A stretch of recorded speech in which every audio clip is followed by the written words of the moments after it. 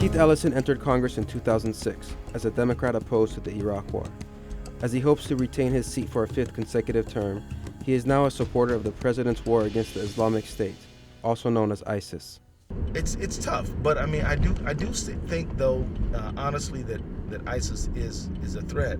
But I also believe that the most important ways to confront ISIS are not necessarily military in nature. I mean, cutting off their supply of their ability to sell oil, cutting off their financial flows, stopping their recruits from going through Turkey and other countries in the region.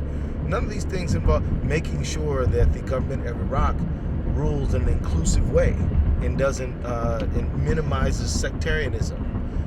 These are all non-military things that will reduce the threat of ISIS.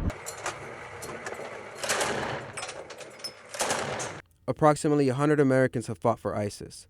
At least 10 are from Minnesota's capital, Minneapolis, which Ellison represents. We've got to continue just to tell our young people that if they want to do something good and constructive for their faith, then what they need to do is to help the poor, help the less fortunate. They need to get involved in the civic life of America.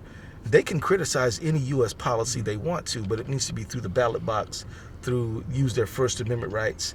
To go take up arms with a foreign power against their own country is simply not acceptable. Daggett, Ellison's Republican opponent in the elections, believes that the policies of Democrats influenced some of the Somali Americans who joined ISIS in Syria.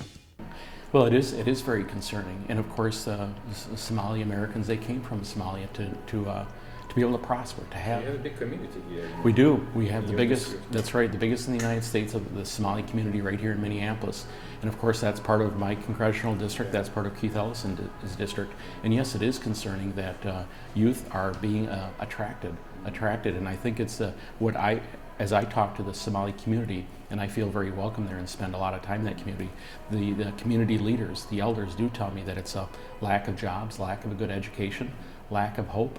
They don't believe Congressman Ellison has been doing enough, that he's been absent. Ellison was the first congressman to be sworn in with his hand on the Quran. Has being a Muslim in America's political climate helped him, or has it been a difficult challenge?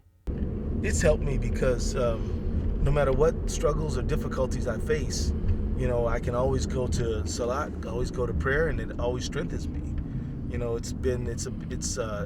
helps me. It's an overall benefit. I look forward to fasting, prayer, all these things sustain me and make me a happier person than I believe than I would be otherwise. Sometimes there's acts of violence, shootings here and there, and these things are always sad, but when a Muslim's involved in it, they always attribute it to Islam.